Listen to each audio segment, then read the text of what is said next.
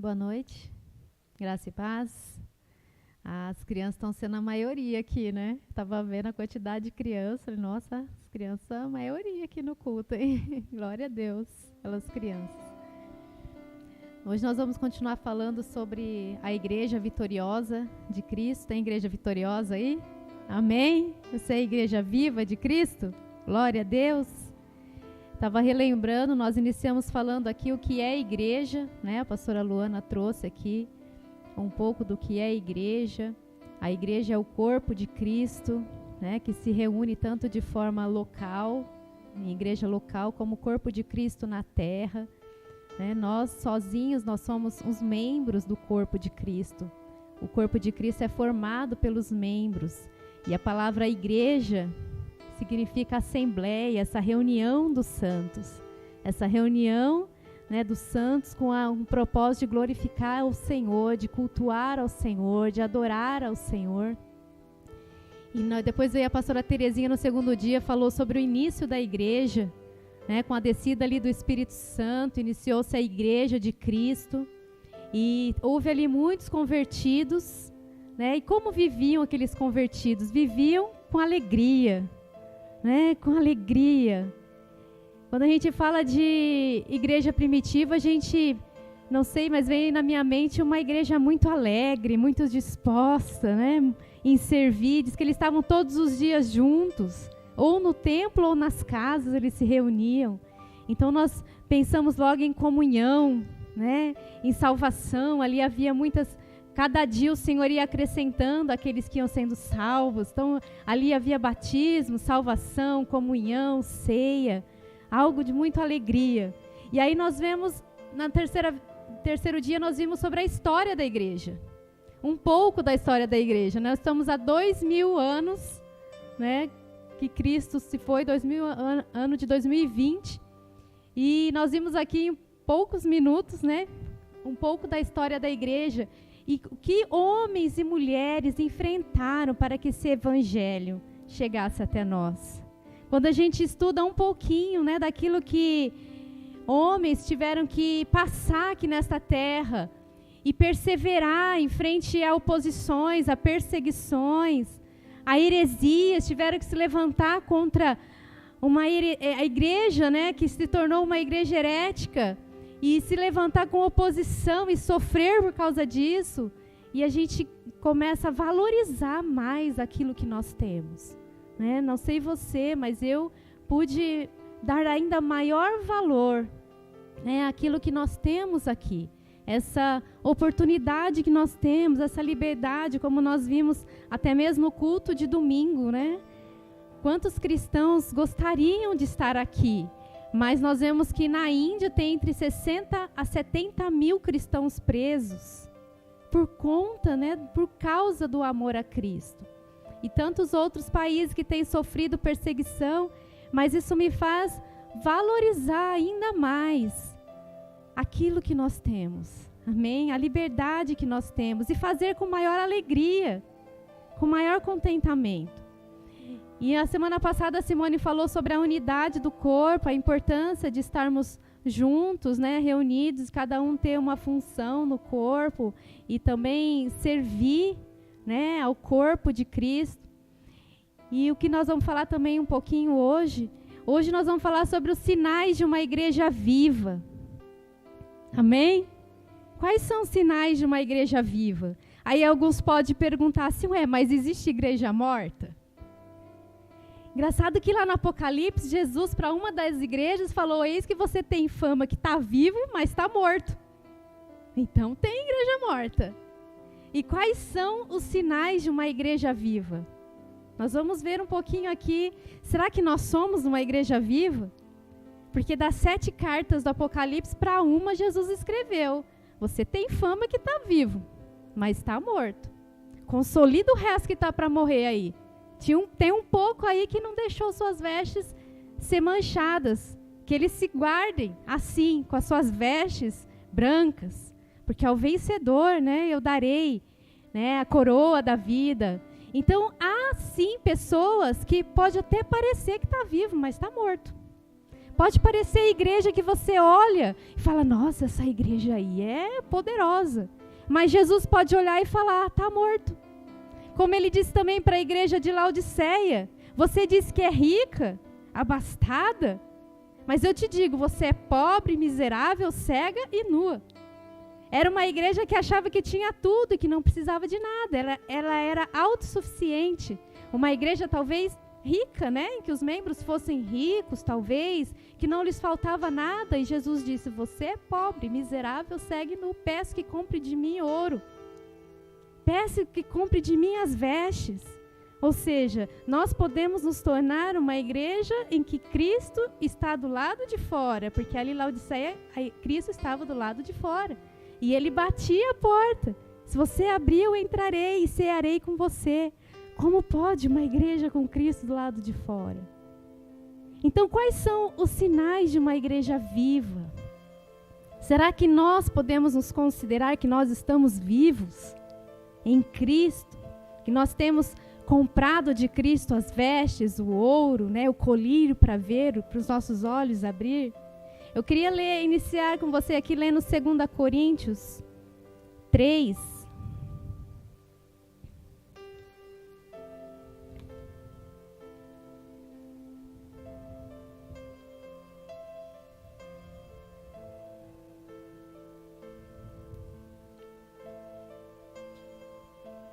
Segunda Coríntios 3. Vou ler a partir do versículo 2. Vocês mesmos são a nossa carta, escrita em nosso coração, conhecida e lida por todos. Vocês demonstram que são uma carta de Cristo, resultado do nosso ministério, escrita não com tinta, mas com o Espírito do Deus vivo, não em tábuas de pedra, mas em tábuas de corações humanos. Tal é a confiança que temos diante de Deus por meio de Cristo. Não que possamos reivindicar qualquer coisa com base em nossos próprios méritos, mas a nossa capacidade vem de Deus. Ele nos capacitou para sermos ministros de uma nova aliança, não da letra, mas do Espírito, pois a letra mata, mas o Espírito vivifica. O ministério que trouxe a morte foi gravado com letras em pedras, mas esse ministério veio com tal glória que os israelitas não podiam fixar os olhos na face de Moisés, por causa do resplendor do seu rosto, ainda que desvanecente. Não será o ministério do Espírito ainda muito mais glorioso? Se era glorioso o ministério que trouxe condenação, quanto mais glorioso será o ministério que produz justificação? Pois o que outrora foi glorioso agora não tem glória, em comparação com a glória insuperável. E se o que se estava se desvanecendo se manifestou com glória, quanto maior será a glória do que permanece.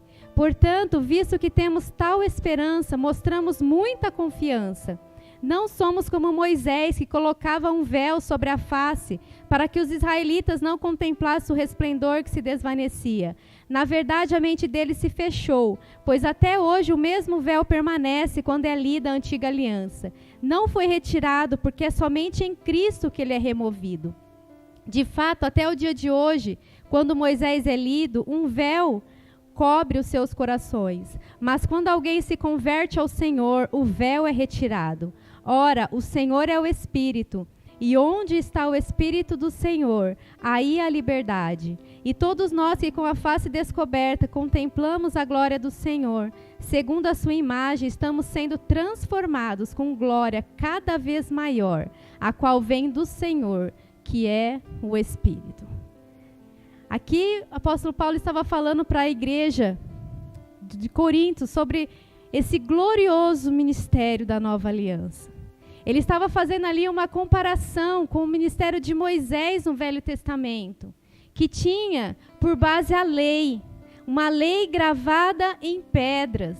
E ele disse, hoje a lei não está mais gravada em pedras, mas ela está gravada em tábuas de corações humanos, escrita não com tinta, mas com o Espírito do Deus vivo. Aleluia! E ele falou, mas mesmo em Moisés, no tempo de Moisés, com uma lei escrita em pedras, num tempo em que a lei veio gerar morte, porque essa foi a função da lei. Mostrar que pelas obras nós não poderíamos ser salvos. E a lei gerou a morte, porque ela revelou o pecado do homem. Mas ele disse, se nesse ministério da lei houve tamanha glória, que os homens não podiam nem fixar os olhos em Moisés por causa do resplendor do seu rosto, que brilhava. Vocês se lembram lá no Velho Testamento? Quando Moisés falava com o Senhor e ele vinha até o povo, o seu rosto brilhava tanto que os homens não eram capazes de suportar aquela glória. E pediam para que Moisés cobrissem o rosto. Porque aquela glória de fato revelava quão pecadores eles eram. E eles não queriam, eles não suportavam. E eles pediam para Moisés cobrir, e quando Moisés saía da presença do Senhor, ele cobria o seu rosto com véu. Mas quando ele ia até a presença do Senhor, na tenda do encontro, aquele véu era removido. Por isso que aqui o apóstolo Paulo fala que quando nós temos o encontro com Cristo, quando nós nos convertemos, esse véu é removido. Agora nós contemplamos essa glória do Senhor. E ele fala, se aquele ministério era gravado em pedras e trouxe morte, foi tão glorioso. E era uma glória que ia se perdendo com o passar do tempo, porque era uma glória que aguardava a glória maior, que era Cristo que viria. A glória eterna, né? A glória perfeita. Mas ele foi glorioso, quanto mais esse ministério hoje não deve ser glorioso nas nossas vidas. E é isso que nós precisamos nos perguntar, será que esse ministério tem sido glorioso para mim? Será que meu coração tem ardido por essa presença gloriosa? Será que meu coração tem queimado? Será que de fato tem sido glorioso? Aqui fala que se foi glorioso o ministério que trouxe condenação, quanto mais glorioso será o ministério que produz justificação. O ministério que nos trouxe salvação, aquele ministério trouxe condenação àqueles homens, porque todos pecaram e carecem da glória de Deus.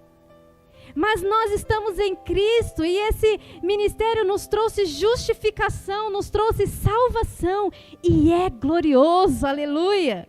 É glorioso. E aqui fala, onde está o Espírito do Senhor, aí há liberdade. Nós não estamos mais debaixo da lei, agora nós somos livres em Cristo. Cristo nos libertou. A glória dessa nova aliança é glorioso para você? Tem sido glorioso? É isso que nós precisamos nos perguntar, Senhor. Não tem sido glorioso, por quê? Faz queimar de novo em mim. Faz arder de novo em mim, porque não é problema isso, porque nós vemos em muitas situações na Bíblia homens que clamaram para que essa alegria fosse restaurada, como Davi. Senhor, restaure em mim a alegria da salvação, como Abacuque que pediu, Senhor, aviva a tua obra, Senhor, no decorrer dos anos, como o próprio Jesus disse lá à igreja de Éfeso no Apocalipse, peço que volte à prática das primeiras obras. Então é algo que nós precisamos de tempos em tempos observar em nós mesmos. Senhor, não tem sido glorioso. Por que não tem sido glorioso? Restaura em mim, Senhor. Restaura em mim essa alegria, essa marca que me faz uma igreja viva.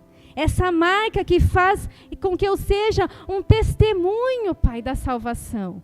Porque quem quer um Deus, né, que a pessoa chega e fala, tá assim, triste, né? Onde você vai? Eu vou na igreja hoje. Quem vai querer, né?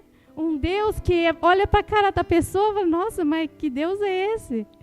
Né? Que traz tristeza, que traz peso. Então a gente precisa contagiar, assim como a gente às vezes fala, eu vou em tal lugar, você quer ir comigo? Onde você vai? Eu vou assistir um jogo de futebol, vamos embora. Né? E o outro nem gosta de futebol, mas você fala com tanta alegria que ele fala, eu vou com você, nem gosta do futebol. Então nós precisamos ter restaurado em nós essa alegria que contagia, amém? Que traz ânimo, que incentiva outros a buscar ao Senhor. Que seja glorioso, uma marca da igreja viva, essa alegria, esse rosto, né, brilhante. Como aqui o próprio apóstolo Paulo diz que nós, com a face descoberta hoje, nós não usamos mais véu. Nós temos a face descoberta e nós contemplamos a glória do Senhor, segundo a sua imagem. Estamos sendo transformados com glória cada vez maior, que é do Senhor. Você tem sido transformado com essa glória cada vez maior? Você tem desejado mais? Fala, Senhor, eu quero desejar mais, eu quero buscar mais, eu quero arder de novo. Faz meu coração arder de novo. Tem até um louvor, né? Faz meu coração arder de novo. Que o nosso coração possa arder, possa queimar de novo. Que possamos mesmo ter no nosso coração que o ministério do Espírito, ele deve ser mais glorioso. E se ele não tem sido, alguma coisa está errada. Alguma coisa está errada em nós. Alguma coisa a gente tem que buscar entender no Senhor. Senhor, me mostra pela tua palavra. Vai até o Senhor em oração. Mas eu quero, Senhor, desejar de novo, como eu já desejei um dia. Eu quero te buscar de novo, como eu já te busquei um dia. A igreja viva é aquela que está inserida nesse ministério da nova aliança. Ela foi escolhida por Deus em Cristo Jesus. E ela se move na terra pelo Espírito Santo para a edificação do corpo de Cristo em favor do reino de Deus. Nós estamos inseridos nessa nova aliança. Nós somos escolhidos por Deus. Nós estamos em Cristo Jesus. E a igreja viva, ela se move não por si mesma, mas pelo Espírito Santo. A igreja morta é aquela que se move pela carne. Ela pode fazer muitas coisas, mas é pela carne. Ela pode fazer obras grandiosas, que podem muitos até ficarem, né? Nossa, que igreja poderosa. Mas pode ser uma igreja que Jesus diz, tem fama que está vivo, mas está morto. Porque a igreja viva é aquela que se move pelo Espírito Santo. É aquela que age pelo Espírito Santo. E o Espírito Santo tem essa ação na igreja. O Espírito Santo tem essa função até mesmo na Trindade. Não é, Simone? Nós conhecemos a Trindade, Deus Pai, Deus Filho, Deus Espírito Santo. O Pai, aquele que cria, aquele que planeja. O Filho, o mediador. E o Espírito Santo, aquele que age com poder. Nós vemos essa função da Trindade na palavra. Como lá na criação, onde Deus criou os céus e a terra. A terra era sem forma e vazia. O Espírito pairava, se movia sobre a face das águas. E o Senhor Deus disse, haja luz. Aí Cristo, a palavra proferida. Cristo é a luz. Então, Deus Pai, o Deus Filho e o Deus Espírito Santo agindo.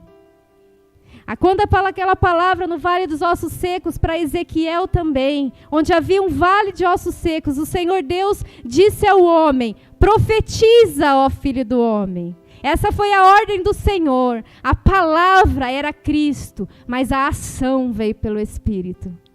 Então o Espírito é aquele que tem a função de mover a igreja. Foi por isso que Jesus disse, eu vou, mas eu não vos deixarei órfão. Eu vos deixarei o meu Espírito Santo e vocês receberão poder. E o que esse poder do Espírito Santo faz? Ele faz a igreja se mover. Glória a Deus. Porque está escrito assim, mas recebereis poder ao descer sobre vós o Espírito Santo. E vocês ficarão parados? Não. Vocês serão minhas testemunhas, tanto em Jerusalém como em toda a Judéia e Samaria. Aqui fala um poder do Espírito Santo agindo por toda a terra, pela igreja.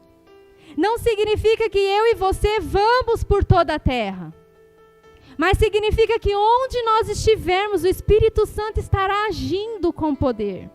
E como a igreja está sobre toda a terra, o Espírito Santo age em toda a terra, por meio da igreja, com poder.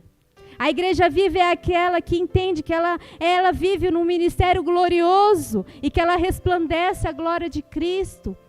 Ela tem a alegria da salvação, ela tem o fervor no coração e ela se move não pela carne, mas pelo Espírito. Ela não se move pela sua vontade, ela se move pelo Espírito Santo de Deus. O Espírito Santo é aquele que move as nossas vidas. Não podemos andar pela carne, devemos andar pelo Espírito. Se vivemos pelo Espírito, andemos também pelo Espírito, diz a palavra do Senhor.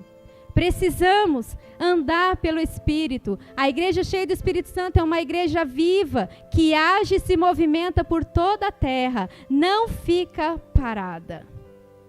Não tem como uma igreja viva, cheia do Espírito Santo, ser parada, porque o próprio Espírito é movimento. O Espírito é movimento. E próprio Deus, Jesus, quando esteve aqui, ele disse assim: meu Pai trabalha até agora e eu trabalho também. Glória a Deus. E o Espírito Santo está aqui, foi deixado à igreja, para levar a igreja nesta obra de Cristo na terra, até que Ele volte. Nós temos uma função, nós temos uma responsabilidade. E a igreja viva é aquela que caminha pela terra, pelo Espírito Santo, cheios do Espírito Santo. Nós vemos ali na igreja primitiva que o fato deles estarem cheios do Espírito Santo os levavam a testemunhar, a falar da palavra do Senhor corajosamente. E quando o próprio Paulo diz, enchei-vos do Espírito Santo, o que esse encher do Espírito Santo ele traz? Ele fala, falando entre vós com hinos, com salmos, com louvores, dando graças a Deus. Então, o encher do Espírito Santo, ele leva a uma ação. Então, a igreja viva é aquela que não se move pela carne, é aquela que se move pelo Espírito, mas ela se move, aleluia. Ela se move, e ela se move com fervor. Com fervor. É por isso que Jesus disse à igreja de Éfeso, eu tenho uma coisa contra ti, que você abandonou o seu primeiro amor. Olha como é tão interessante, a gente fala, de fato, a salvação é pela fé, não por obras para que ninguém se glorie, amém?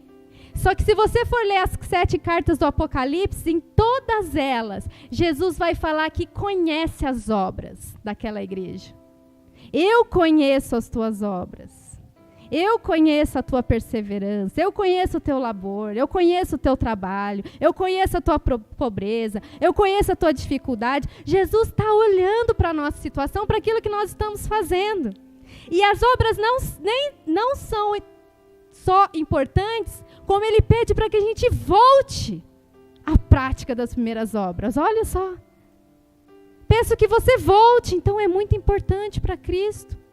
Porque o ministério da Trindade foi de obra. A obra de Deus. A obra do Filho. A obra do Espírito. Agindo na igreja. Amém? Agindo na igreja. Nós não podemos deixar de ter esse entendimento que nós agimos pelo Espírito e nós devemos caminhar pelo Espírito. Vamos abrir lá em Gálatas 5.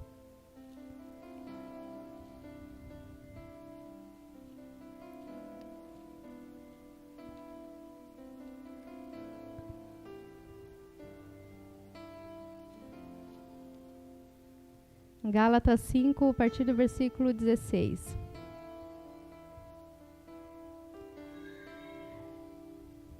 Diz assim, por isso digo, vivam pelo Espírito, e de modo nenhum satisfarão os desejos da carne, pois a carne deseja o que é contrário ao Espírito, e o Espírito que é contrário à carne. Eles estão em conflito um com o outro, de modo que vocês não fazem o que desejam. Mas se vocês são guiados pelo Espírito, não estão debaixo da lei. Ora, as obras da carne são manifestas: imoralidade sexual, impureza, libertinagem, idolatria, feitiçaria, ódio, discórdia, ciúmes, ira, egoísmo, dissensões, facções e inveja, embriaguez, orgias e coisas semelhantes. eu os advirto, como antes já os adverti, aqueles que praticam essas coisas não herdarão o reino de Deus. Mas o fruto do Espírito é amor, alegria, paciência, amabilidade, bondade, fidelidade, mansidão, domínio próprio. Contra essas coisas não há lei. Os que pertencem a Cristo Jesus crucificaram a carne com as suas paixões e os seus desejos. Se vivemos pelo Espírito, andemos também pelo Espírito. Se vivemos pelo Espírito, andemos também pelo Espírito. Os que pertencem a Cristo Jesus crucificaram a carne, ou seja, agora nós não devemos mais agir na carne, mas nós devemos agir pelo Espírito. E a igreja viva é essa, que age pelo Espírito. Porque nós vemos, às vezes, muitas situações de nós mesmos, né, queremos agir na carne. Às vezes por raiva, às vezes por inveja ou por ciúme. Se a gente não vigiar, a gente começa a agir na carne. E aí a gente começa... A carne, quando a carne age, ela produz morte. É por isso que a igreja que age na carne é uma igreja morta, porque a carne produz morte. Mas o Espírito vivifica. Amém? O Espírito vivifica. A igreja que caminha pela palavra, a igreja que busca o Espírito em oração, é uma igreja cheia do Espírito. A igreja que obedece à voz do Senhor, à voz do Espírito Santo.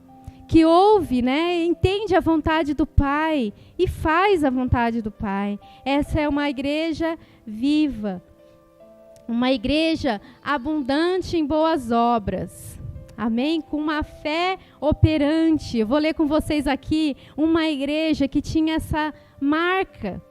A igreja de Tessalônica, logo que ela foi, né, ali no princípio, não só a gente fala muito da igreja primitiva, né, ali de Atos, mas a igreja de Tessalônica também, eu creio que muitas igrejas, a igreja de Éfeso, a igreja ali fundadas, todas elas iniciaram num amor fervoroso. Mas todas elas um dia precisaram, né, olhar para si mesmo e dizer, Senhor, restaura em mim, renova em mim. Amém? Nós precisamos ter isso no nosso coração para que a gente não deixe de ser uma igreja viva. Abra lá em 1 Tessalonicenses.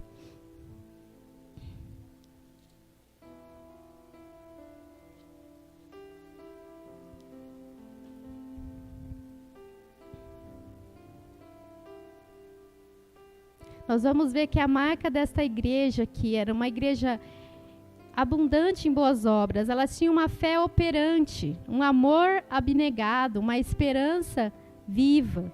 1 Tessalonicenses 1 diz assim, Paulo, Silvano e Timóteo, a igreja dos Tessalonicenses, em Deus Pai e no Senhor Jesus Cristo. A vocês, graça e paz da parte de Deus e do nosso Senhor Jesus Cristo. Sempre damos graças a Deus por todos vocês, mencionando-os em nossas orações. Lembramos continuamente diante do nosso Deus e Pai o que vocês têm demonstrado. Olha aí, o trabalho que resulta da fé. Como diz aí na sua versão? A minha diz a obra da vossa fé. Tem alguma diferente aqui? Isso, então começa o trabalho que resulta da fé, o esforço motivado pelo amor e a perseverança proveniente da esperança em nosso Senhor Jesus Cristo. Então aqui eles tinham 3 marcas, o trabalho que resulta da fé. Como diz lá o próprio Tiago, a fé sem obras é morta. Você diz que tem fé, ele diz. E mostra a tua fé sem as tuas obras. E eu, com as minhas obras, eu te mostrarei a minha fé. Então, era uma fé operante. Uma fé uma fé que produz um trabalho. Então, a igreja viva é uma igreja que trabalha, uma igreja que produz, uma igreja que age. Amém? Motivada não pela carne, isso que nós precisamos entender. É pelo Espírito. O esforço motivado pelo amor e a perseverança proveniente da esperança. Aqui, esforço motivado pelo amor também tem um amor abnegado. O amor não é sentimento, o amor é uma ação e muitas vezes vai envolver um esforço. Deus amou o mundo de tal maneira que deu. E não deu qualquer coisa, deu o seu filho. Então o amor, ele age. No amor provém uma ação. E aqui eles tinham também a esperança. E olha mais, sabemos, irmãos amados de Deus, que Ele os escolheu, porque o nosso evangelho não chegou a vocês somente em palavra, mas também em poder, no Espírito Santo e em plena convicção. Vocês sabem como procedemos entre vocês em seu favor. De fato, vocês se tornaram nossos imitadores e do Senhor, pois apesar de muito sofrimento, receberam a palavra com alegria que vem do Espírito Santo. Olha, essa igreja, você vê lá em Atos, quando Paulo esteve ali em Tessalônica, por 3 sábados ele discorreu ali nas sinagogas, e dali judeus creram e muitos gentios também, e dali surgiu uma igreja com essas características, uma igreja fervorosa, uma igreja que tinha trabalho, esforço, esperança, que tornaram-se imitadores de Paulo e de Jesus, receberam a palavra de Deus com alegria. Olha que tremendo. Eles não tinham a palavra, como nós temos hoje. Hoje muitos não valorizam a palavra. Mas aquilo que eles receberam do apóstolo, eles receberam com alegria, era a palavra do Senhor, que vem do Espírito Santo. Assim tornaram-se modelo. Olha, uma igreja que tornou-se modelo. Então, quando a igreja vive, ela se torna modelo para os crentes. Tornaram-se modelo para todos os crentes que estão na Macedônia e na Caia, ou seja, para todos ali da região, era uma igreja modelo. Será que nós somos uma igreja modelo? Será que eu, na minha vida pessoal, tenho sido modelo para outros? Será que quem olha para mim pode dizer, eu quero ser imitador dele, eu quero fazer como ele faz, eu quero agir como ele age, ele me inspira, ele me encoraja? Essa é a igreja viva, que se torna modelo para muitos, que se torna um padrão mesmo, que vem do Espírito. O próprio Paulo e Cristo eles os imitavam, e eles se tornaram também modelo para outros. Olha que maravilha. As testemunhas de Cristo na terra, cheio do Espírito Santo, um vai se tornando testemunha para outros. Um vai olhando para o outro e vai se tornando modelo. Olha a importância, como a qualidade não pode cair. Já pensou se a qualidade vai caindo? Quem está lá na pontinha, o que vai ter de modelo? Então nós temos que ter como modelo a excelência de Cristo, a excelência da palavra, a excelência. Nós temos que buscar a excelência, porque nós estamos sendo modelos, nós estamos deixando para uma geração uma referência, nós estamos deixando para os nossos filhos uma referência de cristianismo. Como chegará até os netos? Como chegará até os bisnetos? Como chegará essa referência? Será que nós somos um padrão? Ali eles eram uma igreja viva e eles se tornaram um modelo. E aqui Paulo diz no versículo 8, porque partindo de vocês propagou-se a mensagem do Senhor na Macedônia e na Caia. Olha, a palavra do Senhor se propagou. E não somente isso, diz Paulo, mas também por toda parte tornou-se conhecida a fé que vocês têm em Deus. Olha que maravilhoso. Uma igreja que se torna modelo, testemunha e referência da fé que elas têm em Deus. Que nós possamos ser essa referência, amém? Essa referência como um modelo a ser seguido. O resultado, olha aqui diz Paulo, o resultado é que não temos necessidade de dizer mais nada sobre isso, pois eles mesmos relatam de que maneira vocês nos receberam e como se voltaram para Deus, deixando os ídolos, a fim de servir ao Deus vivo e verdadeiro. Eles abandonaram os ídolos, eles deixaram tudo. Eles deixaram tudo que eles tinham de mais importante na vida para servir ao Deus vivo e verdadeiro. A igreja viva, e aqui diz esperar do céu seu Filho, a quem ressuscitou dos mortos, Jesus, que nos livra da ira que há de vir. E a esperança deles era a volta de Cristo. Tanto que aquela igreja teve que ser exortada. Porque a esperança deles era tamanha que Cristo ia voltar hoje, amanhã, que eles deixaram até mesmo de trabalhar. E Paulo diz, olha, tem que trabalhar, vocês não podem ficar dando trabalho para as pessoas, não. Quem não trabalha também não coma. Mas isso foi resultado da esperança deles, de que Cristo estava prestes a voltar e que nada neste mundo importava mais. Hoje a gente vive o oposto, né? Pessoas que acham que Cristo vai voltar nunca e que tudo nessa terra é mais importante do que estar na presença do Senhor. Então eles, apesar de não ser uma igreja perfeita, como nós nunca seremos, né? Até a própria igreja primitiva é um modelo, mas não é uma igreja perfeita. Eles tinham essa esperança viva, eles eram um modelo, tinham suas falhas, tiveram que ser corrigidos em alguns pontos, mas eles se tornaram uma igreja modelo, uma igreja testemunha, era uma igreja viva de Cristo Jesus.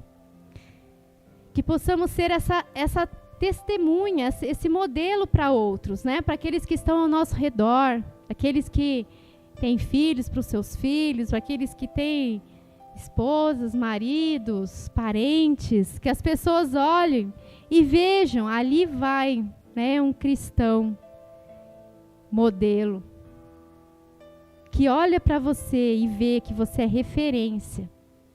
Hoje nós temos tido poucas referências, infelizmente, né? Pessoas, elas até não seguem a Deus, elas até não creem em Cristo, mas elas sabem aquilo que é referência e aquilo que não é, né, de um cristão.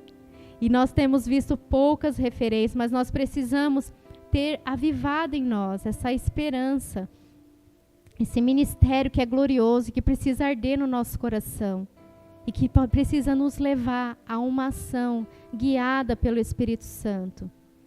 É por isso que o Espírito Santo dá dons aos cristãos.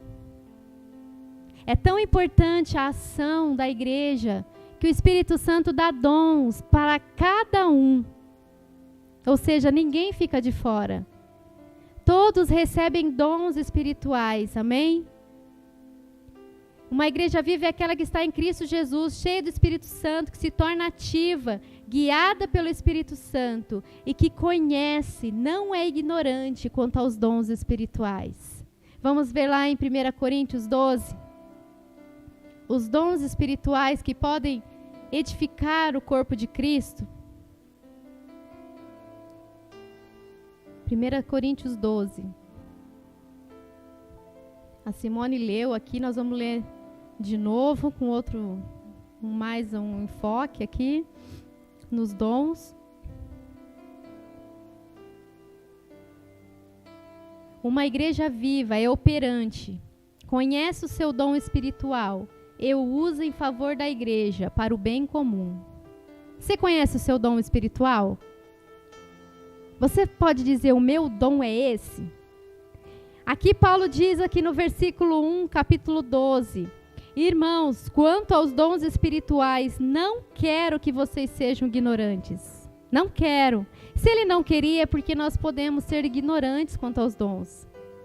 Ele diz assim, vocês sabem que quando eram pagãos, de uma forma ou de outra, eram fortemente atraídos e levados para os ídolos mudos. Por isso eu lhes afirmo que ninguém que fala pelo Espírito de Deus diz, Jesus seja amaldiçoado. E ninguém pode dizer, Jesus é Senhor, a não ser pelo Espírito Santo. Há diferentes tipos de dons, mas o Espírito é o mesmo. Há diferentes tipos de ministérios, mas o Senhor é o mesmo. Há diferentes formas de atuação, mas é o mesmo Deus quem efetua tudo em todos. A cada um, porém, é dada a manifestação do Espírito. Olha, o dom é a manifestação do Espírito. Visando o quê? A própria edificação? Para que serve o dom que é dado à igreja? Para que serve o dom que é dado ao corpo? É visando ao bem comum. É visando a edificação do próprio corpo. Pelo Espírito, a um é dada a palavra de sabedoria, a outro, pelo mesmo Espírito, a palavra de conhecimento, a outro fé, pelo mesmo Espírito, a outros dons de curar, pelo único Espírito, a outro poder para operar milagres, a outro profecia, a outro discernimento de Espírito, a outro variedade de línguas e ainda a outra interpretação de línguas.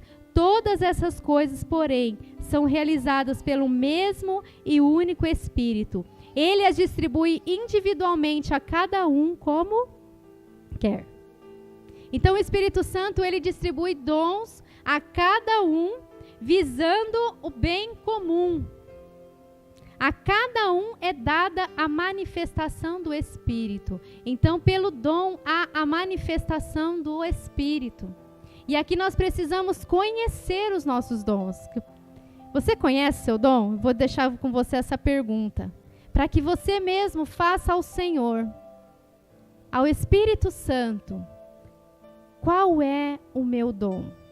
Qual é a minha vocação? O que eu posso fazer para edificar o corpo de Cristo? Qual é a tua vontade, Senhor? Tem algo que eu preciso fazer que eu não estou fazendo? Tem algo que eu estou fazendo já e que eu preciso continuar fazendo com ainda mais amor, com ainda mais fervor, com ainda mais alegria? Tem algo que eu estou fazendo que eu não deveria estar fazendo porque não é essa a tua vontade? Qual é a tua vontade? Que nós possamos conhecer e perguntar ao Senhor, porque essa é o que nos faz vivos. Quando a gente se encontra naquilo que Deus tem para nós e nós temos convicção, é necessário convicção daquilo que Deus te entregou. Isso te torna uma pessoa viva, uma pessoa que age pelo Espírito Santo, uma pessoa que não carrega fardo, que não carrega peso, mas que faz aquilo que o Espírito Santo a entregou para fazer.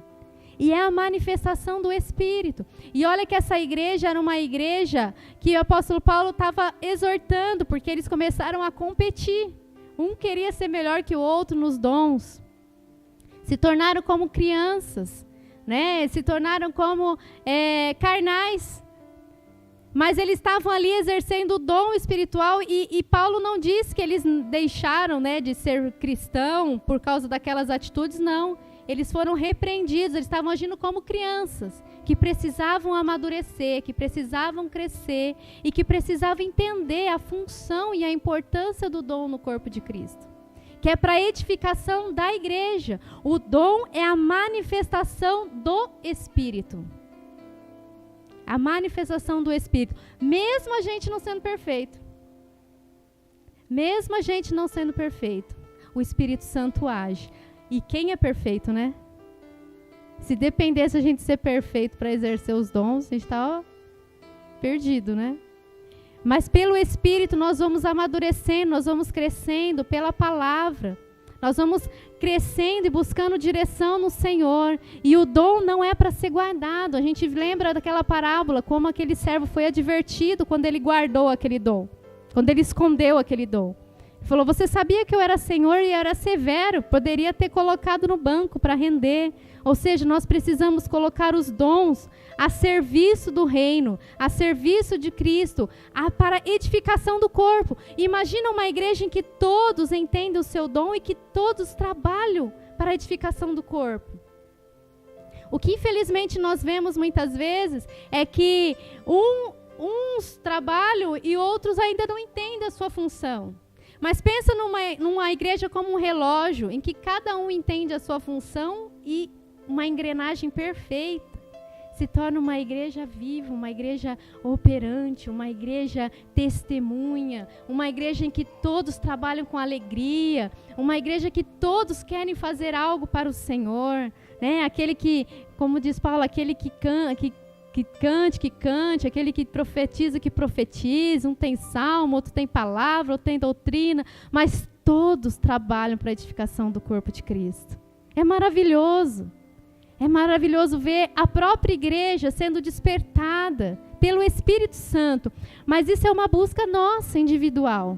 É uma busca que nós precisamos buscar no Senhor. Senhor, eu preciso ter restaurado em mim essa alegria, Senhor. Restaura em mim.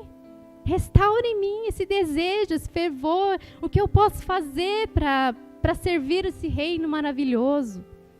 Amém? Uma igreja viva, uma igreja que age pelo Espírito, uma igreja que conhece o seu dom, que não é ignorante quanto ao seu dom espiritual e que usa, não visando, né, ao próprio interesse, com egoísmo, mas visando um bem comum, fazendo pelo amor. É por isso que Paulo diz, agora eu posso lhe apresentar um caminho mais excelente, o amor. Porque vocês estão fazendo tudo isso sem o amor. Vocês precisam entender que o amor está acima de todos os dons. Nós só podemos, o nosso dom, ele é importante, mas quando ele é feito com amor, motivado pelo amor, com o Espírito Santo, ele traz a edificação do corpo. E é isso que Paulo estava falando para aquela igreja. Vocês precisam entender que o amor é que deve motivar tudo aquilo que nós fazemos, e somente pelo Espírito. Porque se for pela carne, não vai ser pelo amor, vai ser pelo orgulho, vai ser pela ambição, vai ser pela soberba. E o Espírito, nós somente somos cheios do Espírito quando nós buscamos o Espírito. Pela oração, pela palavra, em conhecer, me mostra, Senhor, a tua vontade para a minha vida. Mostra aquilo que eu posso fazer para te agradar. Quando a gente vê criança, às vezes, querendo agradar o pai, né? Aí é tão gostoso quando você vê os seus filhos querendo fazer algo para te agradar. Quem tem filho sabe, né? Ai, mãe, deixa eu fazer isso para você. É tão bom, eu penso no coração de Deus. A gente querendo agradar o Senhor. É maravilhoso para Ele, né? Ver seus filhos querendo fazer para agradar. Como que o Senhor não vai dar o Espírito Santo àquele que pedir? Não tem como. Ele vai dar. Ele vai dar em maior medida. A Igreja Viva, ela é uma igreja que é cheia do amor de Cristo, cheia do Espírito Santo e que se move em favor do reino. A Igreja Viva, ela busca o bem comum, ela não busca os seus próprios interesses, como está lá em Filipenses. Não busca os seus próprios interesses, mas busquem também cada qual o que é dos outros. Não tenha em mente aquilo que é propriamente seu, mas também tenha em mente aquilo que é do outro.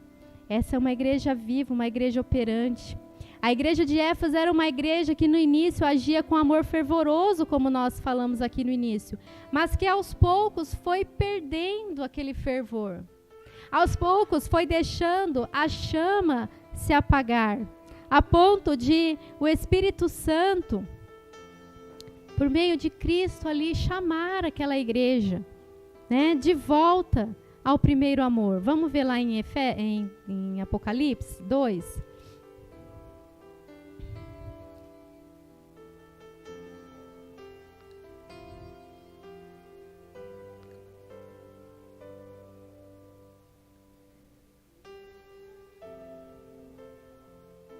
Vamos ler a partir do versículo 1. Ao anjo da igreja em Éfeso escreva: essas são as palavras daquele que tem as 7 estrelas em sua mão direita e anda entre os 7 candelabros de ouro. Conheço as tuas obras. Olha aqui, Jesus, que tremendo. Ele olha para nós e ele fala: eu conheço as tuas obras, o seu trabalho árduo, a sua perseverança. Sei que você não pode tolerar homens maus, que pôs à prova os que dizem ser apóstolos, mas não são. E descobriu que eles eram impostores. Olha, essa igreja era uma igreja que preservava a palavra, preservava a doutrina. Ele colocaram à prova aqueles que se diziam apóstolos, ou seja, eram impostores. Então, eles preservavam a palavra. E Jesus diz assim: você tem preservado, perseverado e suportado sofrimentos por causa do meu nome e não tem desfalecido. Pensa!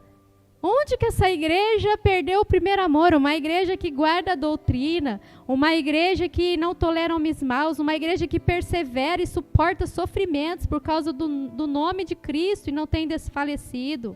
Uma igreja que tem obra, trabalho árduo e perseverança, mas Jesus disse: contra você, porém, tenho isto: você abandonou o seu primeiro amor.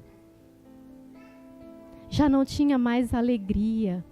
Já não tinha mais o fervor, fazia, porque acostumou a fazer, mas não tinha mais aquele desejo, aquele fervor no coração. E Jesus disse: lembre-se de onde caiu, arrependa-se e pratique as obras que praticava no princípio. As obras é tão importante que Jesus conhece e Ele nos chama a praticar. Pratica as obras que praticava no início. E aqui ele ainda faz uma advertência, né? Se não se arrepender, virei a você e tirarei o seu candelabro do lugar. Mas há uma coisa a seu favor: você odeia as práticas dos nicolaítas, como eu também odeio. Aquele que tem ouvidos, ouça o que o Espírito diz às igrejas. Ao vencedor darei o direito de comer da árvore da vida, que está no paraíso de Deus. Então nós vemos que as obras, elas desde o início, não só pela igreja, mas pelo próprio Deus. Nosso Deus é um Deus que trabalha. O Filho trabalha. O Espírito Santo age. E a igreja age também, pelo Espírito Santo. As nossas obras serão um dia, reveladas. Vamos ver lá em 1 Coríntios 3.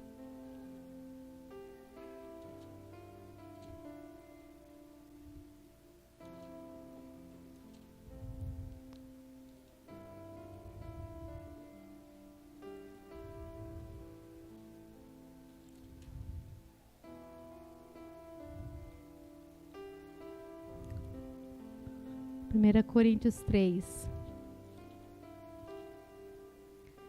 A partir do versículo 8.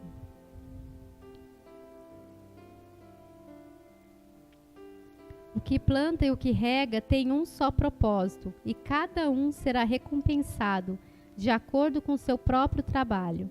Pois nós somos cooperadores de Deus. Vocês são lavoura de Deus e edifício de Deus, conforme a graça de Deus que me foi concedida. Eu, como sábio construtor, lancei o alicerce, e outro está construindo sobre ele. Contudo, veja cada um como constrói, porque ninguém pode colocar outro alicerce além do que já está posto, que é Jesus Cristo. Se alguém constrói sobre esse alicerce usando ouro, prata, pedras preciosas, madeira, feno ou palha, sua obra será mostrada, porque o dia a trará à luz, pois será revelada pelo fogo, que provará a qualidade da obra de cada um. Se o que alguém construiu permanecer, esse receberá recompensa. Se o que alguém construiu se queimar, esse sofrerá prejuízo. Contudo, será salvo como alguém que escapa através do fogo. Vocês não sabem que são santuários de Deus e que o Espírito de Deus habita em vocês? Se alguém destruir o santuário de Deus, Deus o destruirá. Porque o santuário de Deus, que são vocês, é sagrado.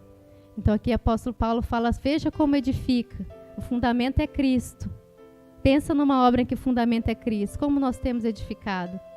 Veja como vocês edificam com ouro, com prata, com pedras preciosas, com madeira, feno ou palha. Um dia, aqui esse dia é o dia de Cristo. Quando ele fala o dia, está até com letra maiúscula, né? Não é um dia comum, é o dia de Cristo. Revelará a obra de cada um. Terá lá a tribuna nos céus, né? As nossas obras serão ali, tá, patente e reveladas. E aqui fala que cada um irá receber de acordo com aquilo que fez, de acordo com a sua obra. E se a obra não passar pelo fogo, e se você chegar lá, não tem... Escapou, né? Diz que até a gente vai escapar como pelo fogo, assim, porque a salvação não é pelas obras, salvação é pela fé. Só que nós vamos chegar lá e vamos apresentar o quê ao Senhor? Nada? Meu Deus, eu fico pensando nesse dia. Será que nós vamos ter algo para apresentar para o Senhor? Ou será que nada vai permanecer, vai ser queimado no fogo? Misericórdia. Vamos ver lá em Apocalipse 22.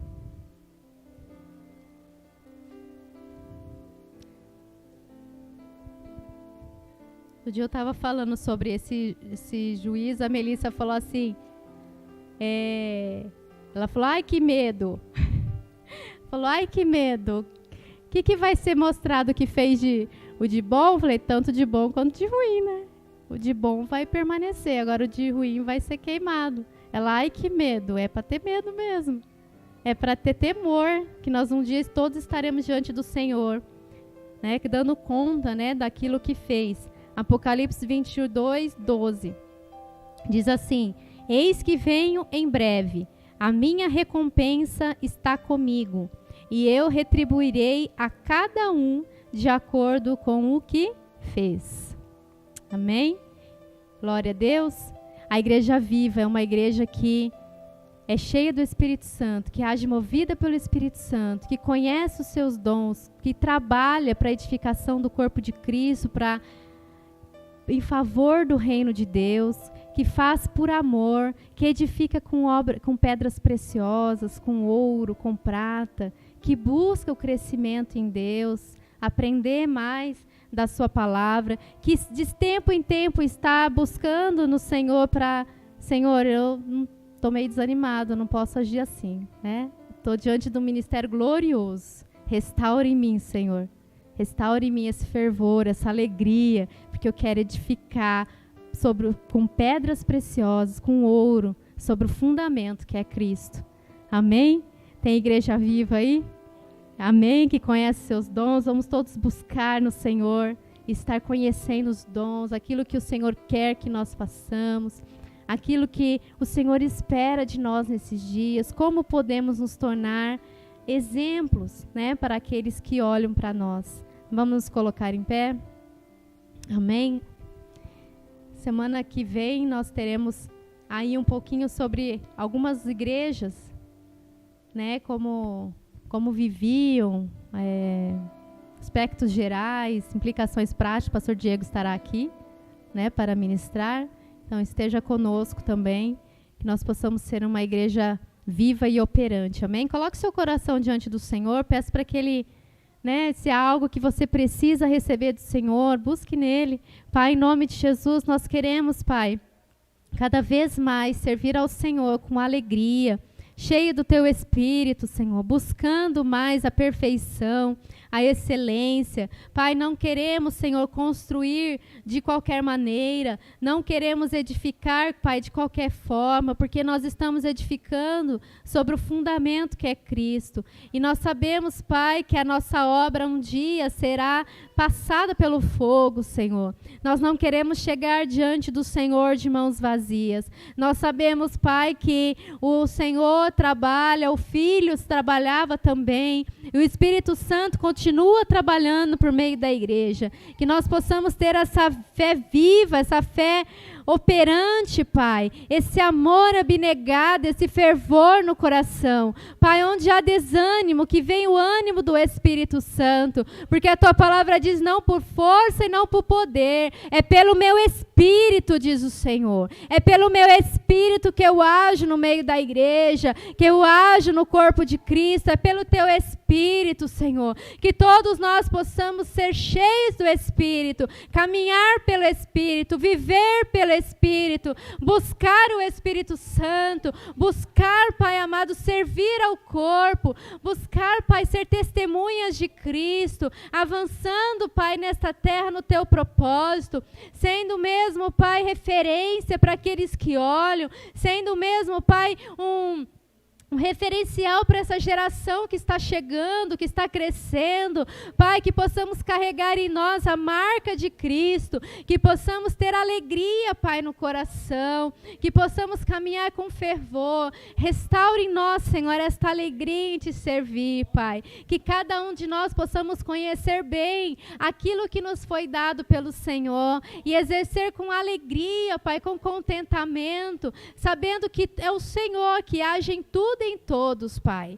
Uns oram, outros, Senhor, cantam, outros, Senhor, pregam, outros, Senhor, são missionários, outros testemunham, Pai, quanto trabalho no reino de Deus, outros ensinam, Pai, profetizam, Pai, quanto trabalho tem na Tua obra. A Tua palavra diz, a seara é grande, os trabalhadores são poucos. Rogai ao Senhor da seara para que mande trabalhadores para a sua seara.